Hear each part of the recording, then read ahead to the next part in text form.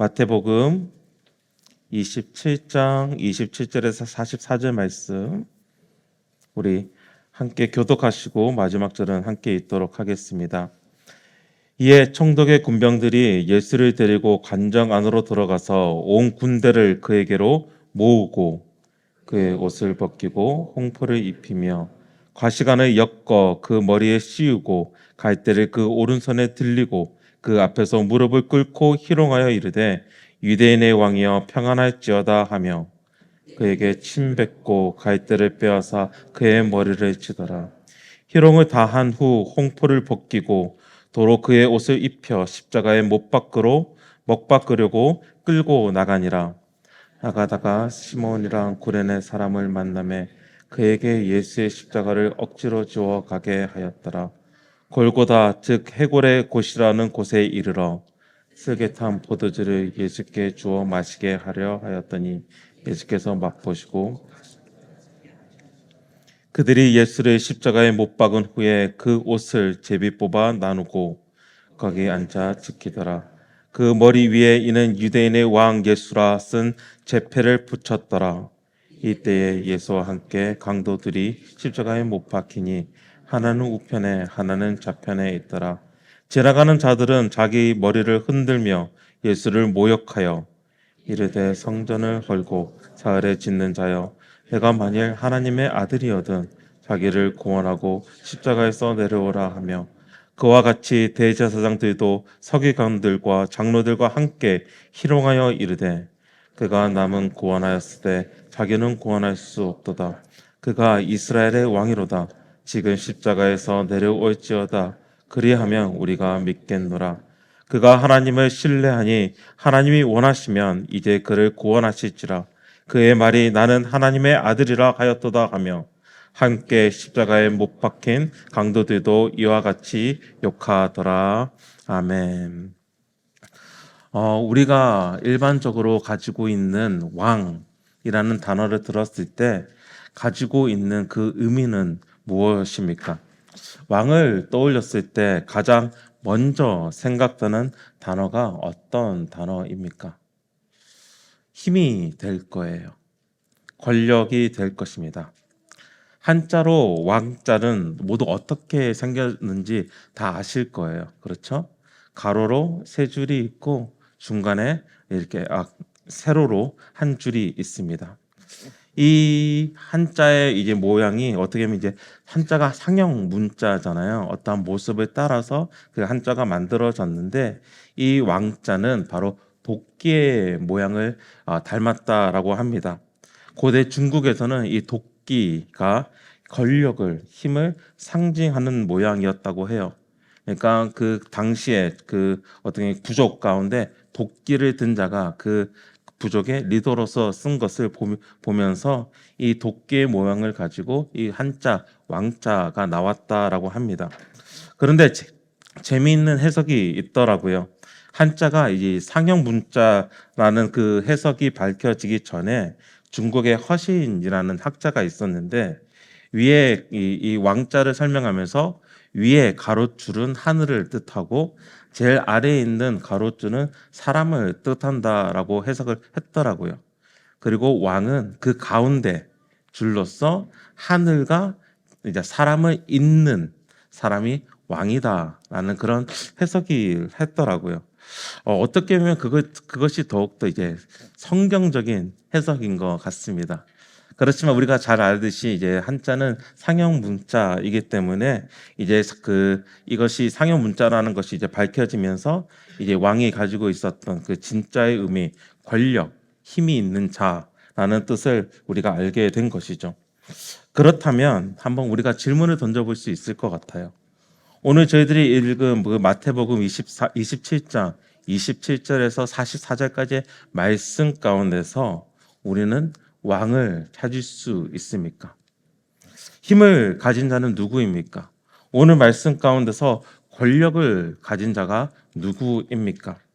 좀 더 단도직입적으로 여쭤볼게요. 예수님은 왕이십니까?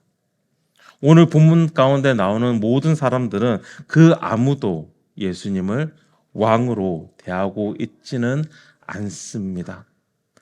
이 상황 가운데서 오늘 우리에게 한 가지 질문을 던질 수 있을 것 같아요. 오늘 나의 삶 가운데서 나는 예수님을 왕으로 모시고 있습니까? 라는 질문입니다. 또 다른 질문도 던질 수 있겠죠. 정말 나는 예수님을 왕으로 섬기고 싶은데, 예수님을 왕으로 나의 마음 가운데 받아들이고 싶은데, 그것을 방해하는 요소는 또한 무엇인가 한번 고민하는 오늘이 되기를 부탁드립니다. 총독 빌라도의 결정이 내려졌습니다. 빌라도는 밀란이 날 것을 두려워하는 가운데서 물을 가져다가 사람들 앞에서 손을 씻습니다. 그리고 이렇게 이야기를 합니다. 이 사람의 피에 대해서 나는 무죄하다. 너희가 감당하라. 그리고 빌라도는 예수님을 채찍질하고 예수님을 못 박히도록 넘겨줍니다. 이제 예수님은 십자가에 못 박히시기 위해서 총독의 명령을 따라 그 로마 군병들이 예수님을 넘겨봤습니다. 당시 총독부는 예루살렘이 아니라 가이사랴라는 도시에 있었습니다. 사실 빌라도가 머물었던 도시도 가이사랴라는 도시였죠. 빌라도가 사실 몇 번이고 이 예루살렘으로 총독부를 옮기려고 했어요. 그렇지만 로마의 총독부이기 때문에 이 거룩한 도시인 예루살렘에 들어올 수 없다라는 유대인들의 반대로 사실 들어가지 못했던 거예요. 그렇지만 지금 상황 가운데서는 예루살렘에 있습니다. 6월절을 맞이해서 사실 많은 사람들이 예루살렘으로 모이지 않았습니까? 저희들이 지난주에도 이제 종료주의 말씀을 통해서 말씀을 드렸는데 이 6월절을 지키기 위해서 사방에서 사람들이 모여 들었던 것이죠. 사방에서 하나님을 만나기 위해서 성전으로 다가왔습니다. 그렇기 때문에 이 많은 사람들이 모인 가운데서 밀란이 일어날 수 있기 때문에 총독부의 군사를 데리고 이 6월절 기간 동안 예루살렘에 머물고 있었던 것입니다. 그리고 그 군사들에게 예수님을 넘긴 것입니다. 대제사장들이 고발하였던 그 이유, 유대인의 왕이라는 그 고발, 그 죄를 가지고 이제 밀란을 꾸민 반역자를 처형하기 위해서 예수님은 군사들에게 넘겨졌습니다. 총독의 군병들은 예수님을 데리고 관정 안으로 들어갑니다. 그리고 온 군대를 관정 안으로 모읍니다. 한 사람, 이미 모든 힘이 빠진 한 사람을 처형하기 위해서 약 600명의 군사가 모인 것입니다. 그리고 그 600명의 군사들은 이 한 사람을 조롱하기 시작합니다. 그의 옷을 벗깁니다. 그리고 홍포를 입힙니다. 가시관을 엮어 예수님의 머리에 씌웁니다. 가이대를 오른손에 들게 하고 예수님 앞에 무릎을 꿇습니다. 그리고 마치 예수님을 왕처럼 대하듯이 그의 무릎을 꿇는 가운데서 유대인의 왕이여 평안할지어다 라고 외칩니다. 홍포는 그 당시에 왕의 권위와 신성함을 상징하는 붉은색 옷을 흉내 내었던 것이었습니다. 이제 다른 복음서에 보면 자색옷이라고 이제 표현이 되고 있는데 자색의 옷은 이제 로얄 패밀리를 어떻게 보면 상징하는 것이기 때문입니다. 상징하는 것이었습니다. 그리고 왕관을 대신하여 가시관을 씌웁니다. 가시관을 엮어 만들었다라는 표현을 통해서 우리가 알 수 있는 것은 가시 면류관을 이미 준비했던 것은 아닌 것 같아요. 가시나무가 담장 위에 이렇게 놓여져 있는 것을 보고 그 가시나무를 가져다가 엮어서 면류관을 만들었습니다. 그리고 가이대를 오른손에 들게 합니다. 마치 왕이 호를 그 손에 들어서 그의 힘을 나타내듯이 가이대를 들리게 합니다. 그리고 왕을 대하듯 군사들이 무릎을 꿇었습니다. 유대인의 왕이여 평안할지어다 외쳤습니다. 그들은 예수님을 왕의 모습으로 꾸며 놓았습니다. 그렇다고 그들은 예수님을 정말 왕으로 대하고 모시고 있는 것은 아니었습니다. 오히려 조롱하고 놀리고 있습니다. 너가 진정한 왕이냐? 그렇다면 너가 무엇을 할 수 있겠느냐? 그들의 조롱은 여기서 끝나지 않았죠. 그들은 침을 뱉습니다. 그리고 갈대를 뺏어서 예수님의 얼굴을 때립니다. 얼굴은 존귀한 부분이고 영광을 나타내는 부분입니다. 그 영광을 갈대로 침으로써 완전히 짓밟혀 놓은 것입니다. 홍포를 벗기고 도로 그 피 묻은 옷을 입힙니다. 군사들의 조롱은 예수님께서 십자가에 달리실 때까지 계속됩니다. 35절 말씀에 보면 그들은 예수님을 십자가에 못 박고 그의 옷을 제비 뽑아 나눠 가졌다라고 이야기를 합니다. 그리고 그 머리에는 유대인의 왕 예수라는 제패를 붙였습니다. 군인들의 조롱뿐만 아니죠. 지나가는 사람들도 머리를 흔들면서 예수님을 조롱합니다. 모욕합니다. 예수님께서 하신 말씀들을 그대로 사용하면서 조롱하고 있어요. 너가 성전을 헐면 4일 만에 짓는다고 했는데 지금 무엇을 하고 있느냐? 너가 하나님의 아들이라고 했는데 그렇다면 당장 그 십자가에서 내려오라 라고 모욕하고 있습니다. 대제사장들과 서기관들 그리고 장로들 또한 마찬가지입니다. 조롱합니다. 그가 남은 구원하였으나 자기는 구원할 수 없도다. 너가 정말 이스라엘의 왕이라면 십자가에서 내려오라. 너가 그렇게 하나님을 신뢰한다라고 하는데 하나님을 아버지라고 하는데 그렇다면 그 아버지인 하나님께서 너를 당장 내려오게끔 하여라 라고 이야기를 하며 조롱합니다. 그리고 양옆에 함께 못 박힌 강도 역시 예수님을 욕합니다. 예수님으로부터 왕의 모습은 하나도 찾을 수가 없습니다. 보이는 왕의 모습이라면 어떻게 보면 나라를 잃은 모든 전쟁에서 패한 왕의 모습이 보입니다. 모든 이에게서 조롱받는 죄인의 모습을 우리는 오늘 본문에서 볼 수 있습니다. 그런데 참 이상한 일이 있습니다. 모든 사람들이 예수님을 조롱하는데 그리고 예수님은 그 수치의 상황 가운데서 순간 가운데 놓여져 있는데 예수님은 너무나 담담하시다는 것입니다. 범죄자는 그 죄 가운데서 수치심으로 얼굴을 가리게 됩니다. 그렇지만 예수님은 그의 얼굴을 가린다는 표현이 나와 있지 않습니다. 하나의 생각을 어떻게 보면 오늘 말씀을 읽으면서 왜 예수님께서 그런 조롱 가운데서 그런 수치심 가운데서 그 수치심을 느끼지 못하실까라는 묵상 가운데서 히브리서 12장 2절의 말씀이 떠올렸습니다. 믿음의 주여 또 온전하게 하시는 이인 예수를 바라보자. 그는 그의 앞에 있는 기쁨을 위하여 십자가를 참으사 부끄러움을 개의치 아니하시더니 하나님의 보좌 우편에 앉으셨느니라. 예수님께서 십자가를 참으셨다라고 말씀하고 계시면서 부끄러움을 개의치 않으셨다라고 말씀하십니다. 새번역 성경에 보니까 이 부끄러움을 마음에 두지 않았다라는 표현을 사용하고 있고요. 영어로 보면 수치에 대해서 아무 의미를 두지 않았다라는 표현을 사용하고 있습니다. 예수님께서 십자가 상 그 가운데서 많은 사람들이 예수님을 조롱하는 그 가운데서 그 수치심을 아무 상관하지 않았다라는 말씀입니다. 왜 예수님께서 그 수치심에 대해서 아무 마음을 두지 않으셨을까요? 세 가지로 한번 묵상해 보았습니다. 가장 먼저는 예수님께서 가지셨던 목적, 사명 때문이었습니다. 예수님께서는 온전히 그 사명에 대해서 순종하고 계시기 때문이었어요. 예수님의 가르침 가운데서 예수님의 기적과 예수님의 가르침 가운데서 우리는 계속 보는 것이 있었습니다. 그것이 무엇이냐면 바로 예수님께서 모든 성경을 그대로 이루시고 계시다라는 것이었죠.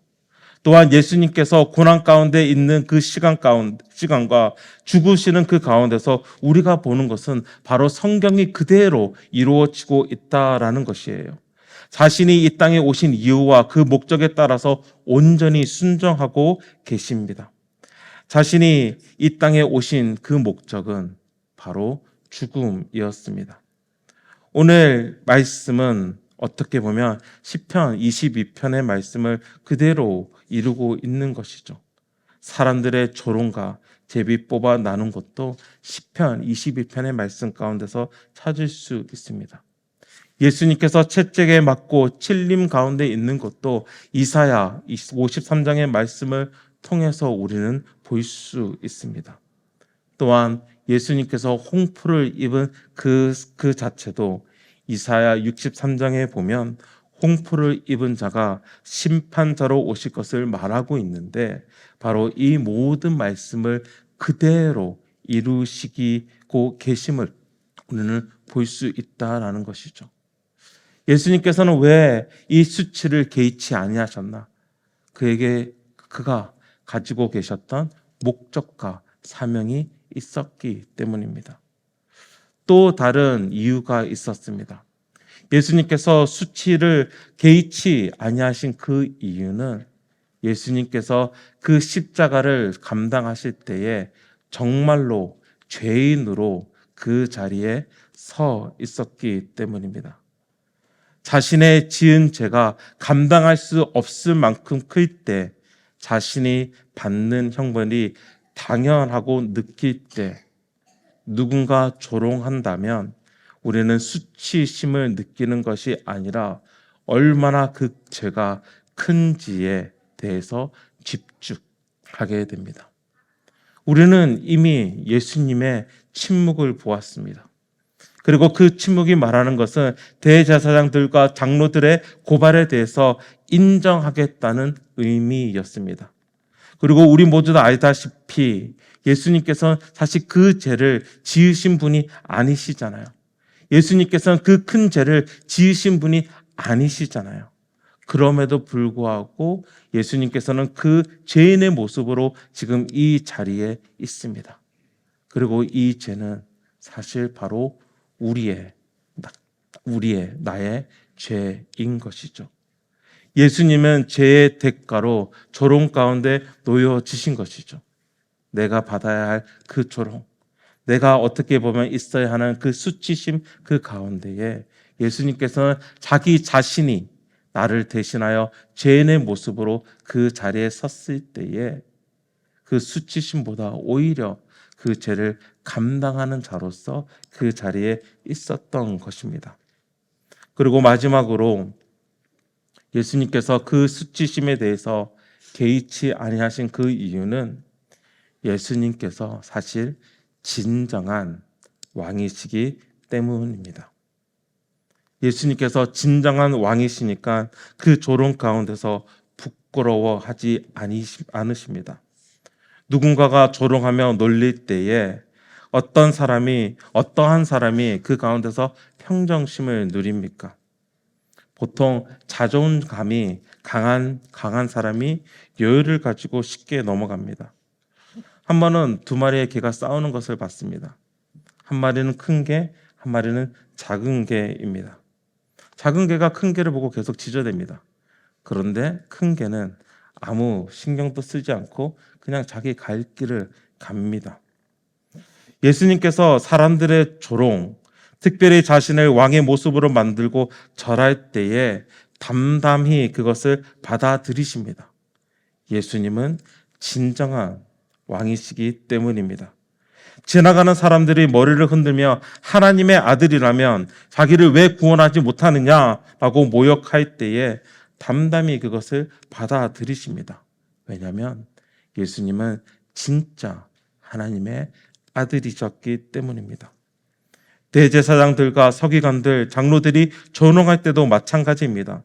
예수님은 진짜 하나님을 신뢰하신 분이시기 때문에, 하나님의 아들이시기 때문에, 이스라엘의 왕이시기 때문에, 만유의 왕이시기 때문에 그들의 조롱 가운데서 수치를 개의치 않으십니다. 여기서 우리가 한 가지 적용할 수 있는 어떤 한 포인트가 있을 것 같습니다. 조롱의 순간 가운데 우리가 놓여질 때에 때로는 이 세상을 살아가면서 그리스도인들이 수치의 상황 가운데 놓여질 수 있는데, 그 상황 가운데 우리가 놓여질 때에 내가 어떠한 자임을 기억한다면, 내가 이 땅에 놓여진 우리의 목적을 우리가 기억한다면, 그리고 나를 대신해서 죽으신 그 예수 그리스도를 기억한다면, 우리가 있는 그 자리에서 그 모든 것을 개의치 않고 앞으로 나아갈 수 있을 것입니다. 오늘 말씀 가운데 예수님께서 왜 그 조롱 가운데 담담하셨는지를 묵상하며 다시 한번 예수 그리스도의 모습을 여러분과 함께 나누고 싶습니다. 예수님은 담담히 죄인의 모습으로 서 계셨기 때문에, 그 죄를 감당하기 위해 그 조롱을 받으셨기 때문에 예수님께서는 수치를 개의치 않으셨습니다. 또한 예수님께서는 그 자리에 진정한 왕으로 계셨기 때문에 그 누구가 너가 진정한 왕이냐라고 조롱할 때에 아무 상관이 없었습니다. 왜? 예수님은 진짜 왕이시기 때문입니다. 그리고 그 왕이신 예수님께서 오늘 말씀 가운데서는 조롱을 받고 계십니다. 자신에게 주어진 목적을 온전한 순종으로 이루시기 위함이었습니다. 그리고 그 목적, 그 사명은 바로 나 때문입니다. 나의 죄로 인하여 조롱을 받고 계시고 그 수치의 자리에 예수님께서는 지금 계십니다. 그리고 결국은 수치의 끝이라고 얘기할 수 있는 십자가 그 상에서 나의 모든 죄를 감당하십니다. 오늘 그 예수님을 함께 묵상하며 또한 그 예수님을 진정한 나의 왕으로 모시는 오늘 하루가 되시기를 주님의 이름으로 부탁드리며 축원합니다.